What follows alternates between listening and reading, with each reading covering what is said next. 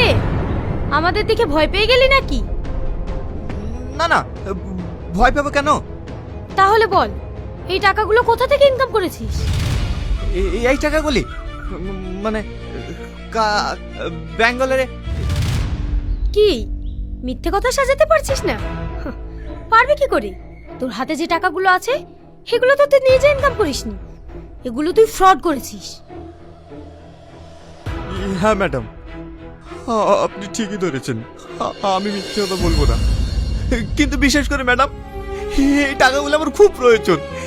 এই টাকাগুলো না পেলে আমার মায়ের অপারেশন হবে না। তুই কেমন ছেলে, নিজের মাকে বাঁচানোর জন্য পরের টাকা চুরি করতে হয়? এইসব মিথ্যা কথা না আমাদের সামনে বলিস না। না ম্যাডাম, আমি মিথ্যা কথা বলছি না। আপনি আমার সঙ্গে হসপিটালে চলুন, আপনি গেলে বুঝতে পারবেন।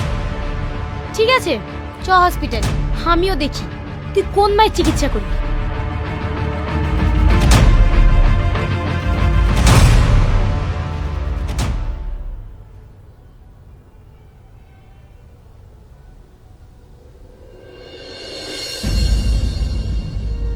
বাবু, তোর সাথে পুলিশ কেনে? আমার ছেলে কি কোনো অন্যায় করেছে? না না আন্টি, আপনি কোনো চিন্তা করবেন না, আমি আপনার ছেলেকে ধরতে আসিনি, আমি আপনার ছেলের বন্ধু, তাই আপনাকে দেখতে এসেছি।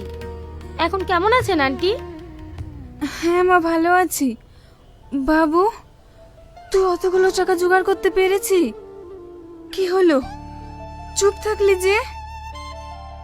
হ্যাঁ আন্টি, আপনার ছেলের পাশে আমি আছি না, আমি দেবো অপারেশনের টাকা। তুমি একটু বাইরে এসো। মা তুমি আরাম করো, আমি একটু আসছি।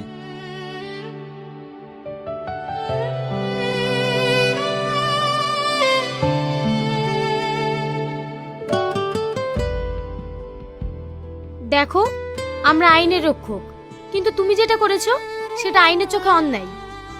বিশ্বাস করেন ম্যাডাম, এছাড়া আমার কোনো উপায় ছিল না। বুঝতে পারছি, তবু এটা আইনের চোখে অন্যায়। তোমার মায়ের চিকিৎসার জন্য যত টাকা খরচা হবে আমি দেব। তাই বলছি, তুমি যার অ্যাকাউন্ট থেকে টাকাটা ফ্রড করেছো তাকে ফিরিয়ে দিও। ম্যাডাম, আপনি আমার অনেক বড় উপকার করলেন, আপনাকে অনেক অনেক ধন্যবাদ। আর হ্যাঁ, যদি কোনো টাকার প্রয়োজন হয় কোনো রকম লজ্জা না করে আমাকে বলবে।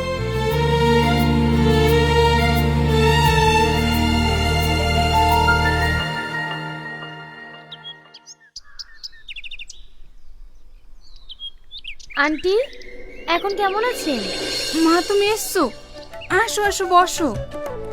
থাক থাক, আপনাকে আর উঠতে হবে না। তা বললে হয় মা? তুমি আমাদের বাড়িতে প্রথম এসেছো, একটু চা করে দিতে হবে না? না না, ওসব কিচ্ছু লাগবে না। আপনার ছেলে কোথায় গেছে? জানো মা, আমার ছেলে এত শিক্ষিত হওয়ার পরেও কোনো চাকরি পায়নি, তাই সংসার তো চালাতে হবে, তাই কদিন ধরে রাজমিস্ত্রি কাজে যাচ্ছে।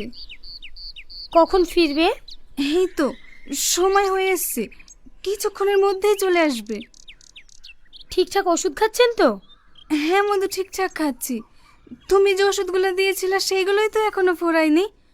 ওই দেখো, টনি চলে এসছে। কি ব্যাপার ম্যাডাম, আপনি কখন এসেছেন? তোমাকে বলিনি আমাকে লেনদেন করবে না? আমি তুমিতেই বেশি খুশি। আচ্ছা ঠিক আছে, তুমি একটু বসো, আমি আসছি। না না, আমার জন্য কিছু আনতে হবে না। আচ্ছা, আমি তোমাকে একটা কথা জিজ্ঞেস করি, তুমি এত শিক্ষিত হয়েও রাজমিস্ত্রির কাজ করছো কেন? কি করব বলো? কাল থেকে তোমাকে রাজমিস্ত্রি কাজ করতে হবে না, কাল তুমি আমাদের বাড়ি যাবে, তোমাকে একটা ভালো কাজ দেখিয়ে দেবো। ঠিক আছে আন্টি, আমি এখন আসছি, আমাকে আবার ডিউটিতে যেতে হবে। ঠিক আছে মা, আবার এসো।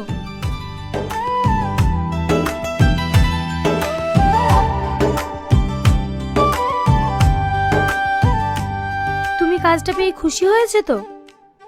হ্যাঁ, কিন্তু তার থেকেও বেশি খুশি হয়েছি তোমার মতো বড় মনের মানুষকে পাশে পেয়ে। আর যদি এই মেয়েটা তোমার জীবনের সঙ্গে জড়িয়ে যায় তাহলে? না না, এটা কিভাবে সম্ভব? তুমি হচ্ছে এক উজ্জ্বল নক্ষত্র, আর আমি সেই নক্ষত্রের আলোয় আলোকিত সামান্য একটা জোনাকি। এটা কখনোই সম্ভব না। এভাবে বলছো কেন? তুমিও তো একটা সৎ ছেলে, তোমার ব্যবহার দেখে আমিও তো মুগ্ধ হয়েছি। না না, এটা কোনোভাবে সম্ভব না।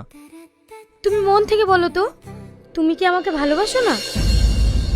অবশ্যই ভালোবাসি, কিন্তু কিছু কিছু ভালোবাসা আছে হাজার চেষ্টা করলেও অসম্পূর্ণ হয়ে থেকে যায়।